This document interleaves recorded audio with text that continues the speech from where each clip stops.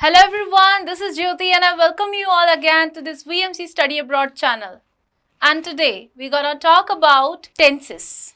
Those are very important and interesting to learn and important because it is not only essential for the written English but also for the vocal English. Now, what happens? These tenses, why it is important to learn tenses? Because it's very basic thing, the foundation of English. So you should know what grammatical errors you are doing while using tenses or if you are doing any application error. So let's get started. So today, firstly we will talk about the present indefinite tense. What these are? Present indefinite tenses, we must know first what the uses we have of it.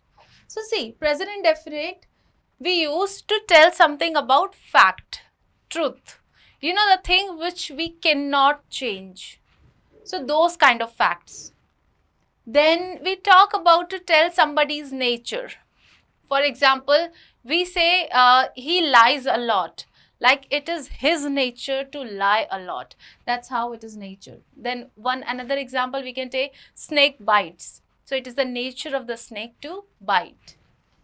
Then routine. So as we say, we wake up early in the morning, I go for gym, I go for office, I cook food every day. So these are the, the sentences that we talk about to, tell something of a routine. So this routine, it means the sentences that we're using are the present indefinite terms, like sentences. Universal truth, very much important. Whenever, like since childhood, we have heard a lot of sentences about universal truth. For example, sun sets in the west, sun rises in the east. So what is that? What this sets and rises? Why these form of sentences, these form of verbs are we using? Because we're using, in order to tell universal truth, we have to use present indefinite. That's why the frame that we use to say these sentences are present indefinite tenses. Now, so these are the uses, the list of use that we easily can figure out in any grammatical, the grammar book, where every grammar book would talk about these 3 or 4 uses of present indefinite. But what is more than that? Where else can we see these sentences? Here it is. We can see present indefinite sentences in news headings. Yeah. So see what happens. News headings are the other sentences, those tell us about something which already happened, right? Something, the event of past. So here also in this sentence, if you see, High Court rejects. Rejects. It means, does it always reject? No, right? So it doesn't have to do anything with the truth or the universal truth or the unchanged facts or something like this. It is just an event which had already done. But when the news would publish on newspapers, sometimes you can see present indefinite sentences written over there. Okay. For example, here, UP arrests man who cheated people. So it is not always which is fixed, right? It is not something which is the fixed thing have to do UP police.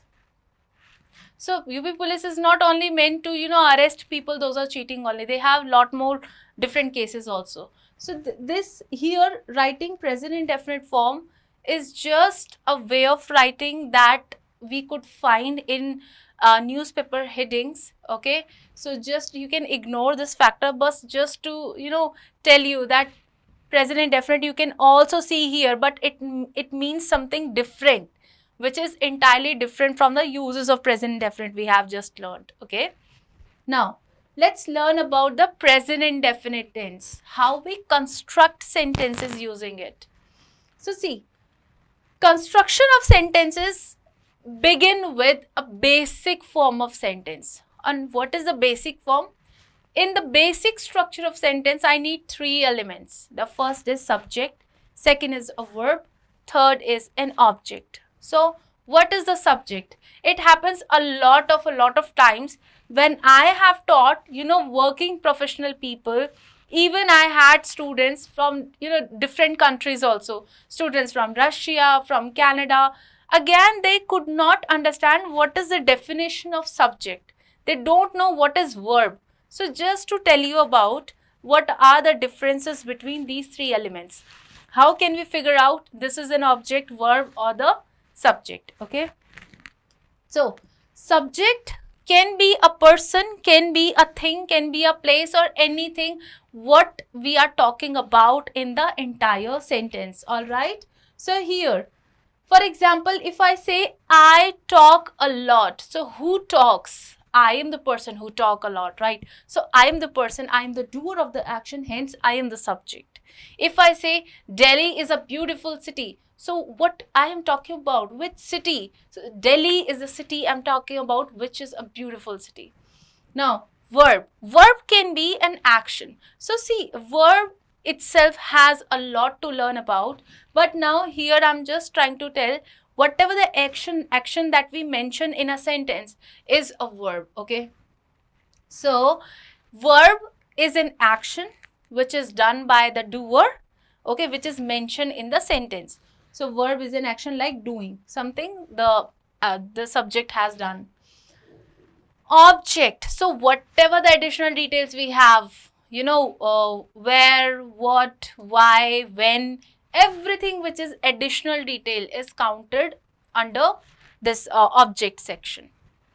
Okay, so once you have now understood that what is subject, what is verb and what is object, so let us learn about the frame of present indefinite tense. So in frame of present indefinite tense, we first have to find out what are the singular subjects I have and what plural subjects do I have. Talking about the singular subjects, these are there. He, she, it, name. These are the singular subjects. Whereas the plural subjects are I, we, you and they.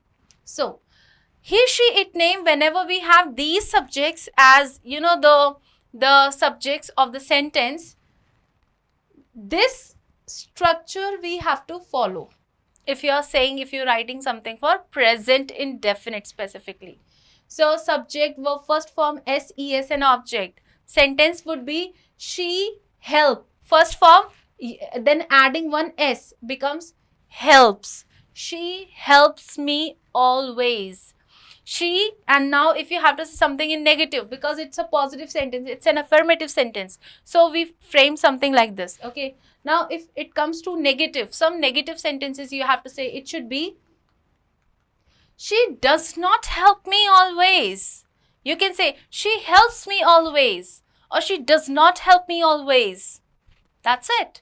So that's how easiest it is, right? The easiest sentence that we can learn about the tenses after continuous tenses are these, because we just have to frame a sentence and adding SES later, and that's here we go. So he helps me a lot, she helps me a lot, it doesn't happen, Rahul talks a lot. This way we frame different sentences. Now what is interrogative? So interrogative sentences are, you must have seen in the CID there is like a TV serial basically. So in CID they always pick, take the people with them for the interrogation. What is that interrogation? To question, to ask few questions and to get some answers. So that is called interrogation. From where the word interrogation is written here, right? So interrogation, it means to interrogate, like to ask question. Now here, if you have to ask a question in present indefinite itself, we can frame a sentence using does she help me? So it should be like to confirm, does she help me? Or does she tell you something about this? How would you answer these sentences? So the sentence would be said, like answer should be like, yes, she does. Now again, I ask one question. Does she help you in learning English? Answer can be, yes, she does. So yeah, she does help us in learning English. This way we frame the whole sentence. Now, there is a tip that I want to give you. Whenever anyone or a random person can ask you a question, whatever the question that would be, if the question has a helping verb, for example, Do you know where is the address? So you can say in reply, yes, I do. It means yes, I know, right? For example, another example can be, do you like eating pasta? Yes, I do. Do you want to sit here? Yes, I do. So this way, whatever the helping verb you have in a sentence, you can add that particular helping verb in your answer and your answer is perfectly fine to deliver. Now, next, interrogative negative sentences. Here is the example. Does she not help me? Just to ask a question. Does she not help me? So what would be the answer? Answer would be, no, she does. It means, no, she helps me a lot. She does help me, right? So always be careful if you use any negative interrogative sentence. If this sentence talks about not, does she not help me? Then you cannot say, yes, she helps me, because saying yes to the negative sentence, it means you agree to the negative statement, right? So be very careful about if you say something in no, no, she does. And if you have to say yes, the answer would be, yes, she does not help me. Again, I ask a question. Does she help me? Yes, she does. But if you have to say negative, does she not help me? No, she does. Or, yes, she does not help you. This way. So this way you have to find the difference. If you say yes to a negative statement, it means you agree to the point, right? That's how it is. Now next. Now we will learn about the plural of the present indefinite tenses. So as we have already talked about the singular ones, here are the plural subjects, I, we, you, they. These are the 4 plural subjects we have. More than that, if you add any 2 names, for example, Rahul and Sam, then again it becomes plural subject, okay?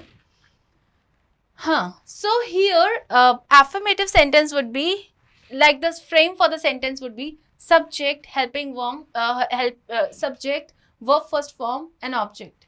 Again, ये part थोड़ा सा cut कर देना.